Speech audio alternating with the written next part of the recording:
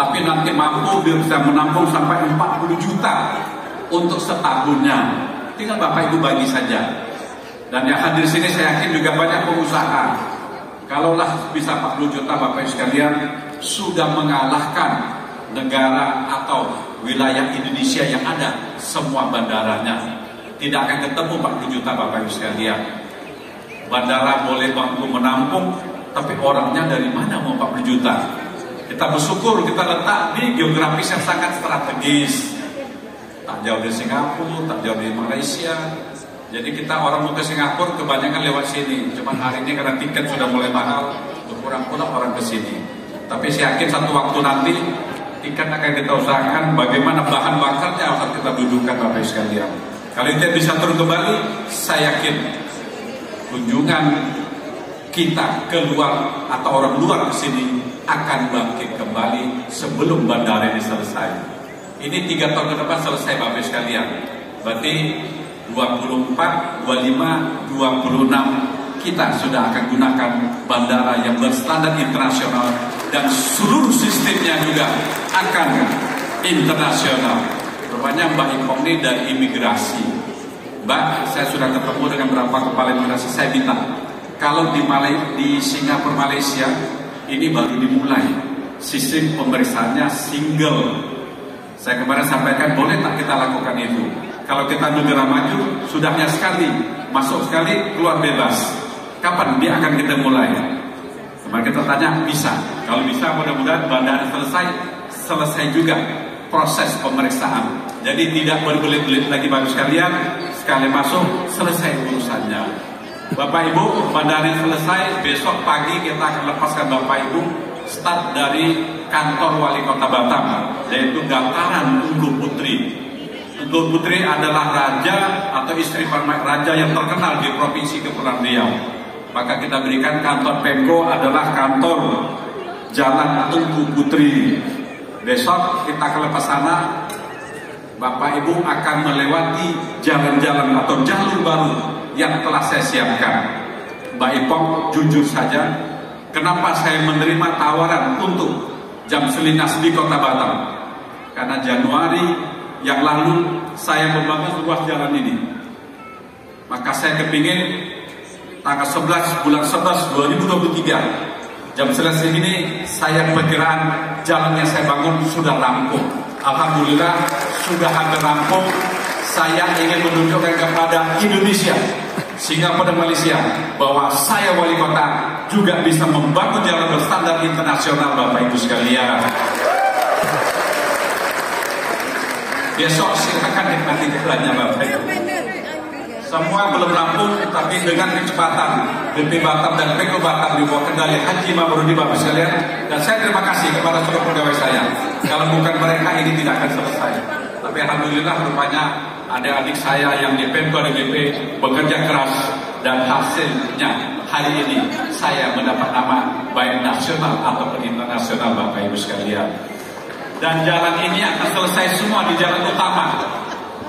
Nanti 2029 jalan di Kota Batam, jalan utama seluruhnya akan minimal 5 lajur kiri, 5 lajur kanan Bapak Ibu sekalian. Dan tidak ketemu di daerah Indonesia lainnya. Maka saya sampaikan tadi, sering-seringlah ke Kota Batam setiap tahunnya. Setiap tahun akan ada perubahan. Setiap tahun akan ada perubahan. Jadi Mbak Ketua, kalau mau bikin tahun depan sini lagi, saya siap terima juga lah. Karena tahun depan masih wali kota masih saya.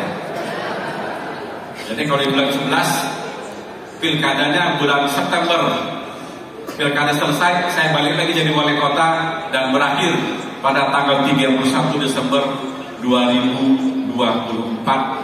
Karena saya pemilihan periode terakhir Ibu Bapak sekalian tidak sampai 4 tahun, tidak seperti 5 tahun, sampai 4 tahun, maka Desember 31 akhir jabatan saya sebagai wali kota dan kepala BP Batam. Kenapa saya sampaikan demikian? Berarti Bapak Ibu sudah tahu maksudnya 2024 itu, supaya ada kelanjutan menjadi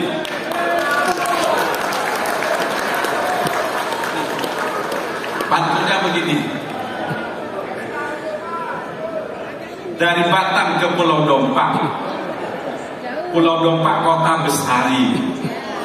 Kalaulah seluruh sepeda lipat jam selintas kompak, insya Allah 2024 Pak Rudi jadi.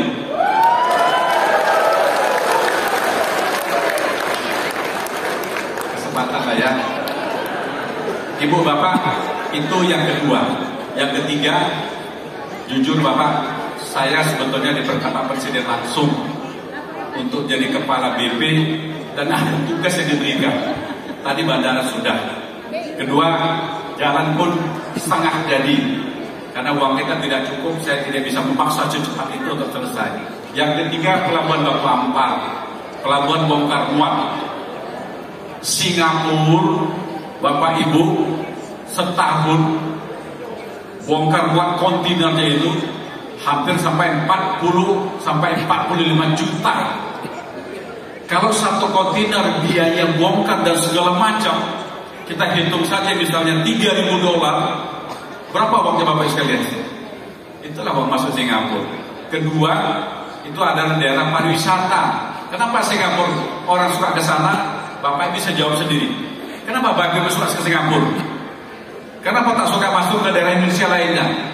Karena memang satu kota negara smart city Bapak Ibu sekalian.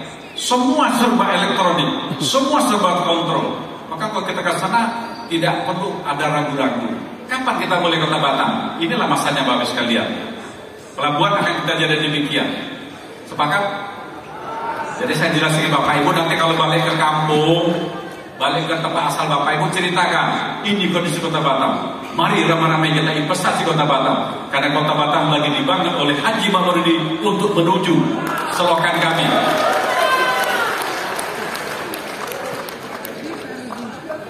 Selokan Indonesia hari ini terus melaju. Kalau Batam terus melaju menuju Batam kota baru.